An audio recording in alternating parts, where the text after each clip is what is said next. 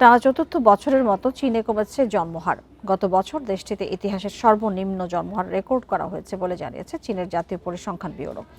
সোমবার তারা জানায় 2025 সালে চীনের জনসংখ্যা 33,90,000 কমে দাঁড়িয়েছে 140,50,00,000। জন্মহার কমে যাওয়া চীনের অর্থনৈতিক প্রবৃদ্ধিকে কোণঠাসা করবে বলে আশঙ্কা বিশ্লেষকদের।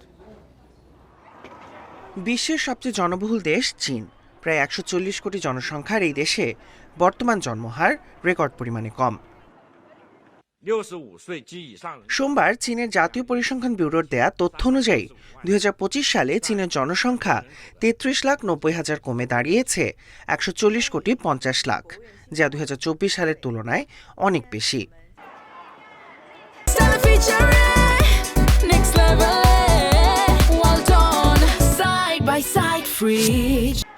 চীনের ন্যাশনাল ব্যুরো অফ স্ট্যাটিস্টিক্সের তথ্য অনুযায়ী 2025 সালে দেশে মোট জনসংখ্যা নেমে এসেছে 79 লাখে, যা কয়েক দশকের মধ্যে সর্বনিম্ন।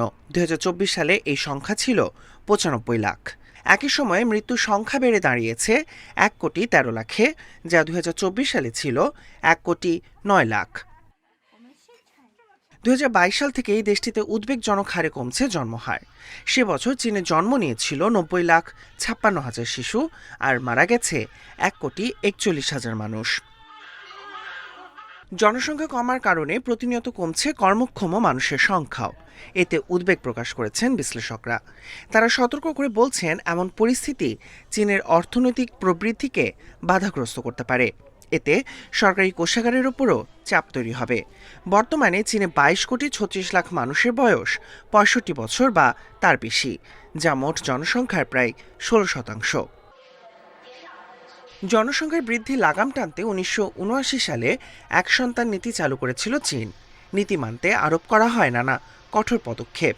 এর জেরে একসময় অতিরিক্ত কমে যায় জনসংখ্যা। পরে 2016 সালে সেই নীতি থেকে সরে আসে দেশটি। বর্তমানে অঞ্চলভেদে চীনে কোনো দম্পতি চাইলে 3 সন্তানও নিতে পারবেন।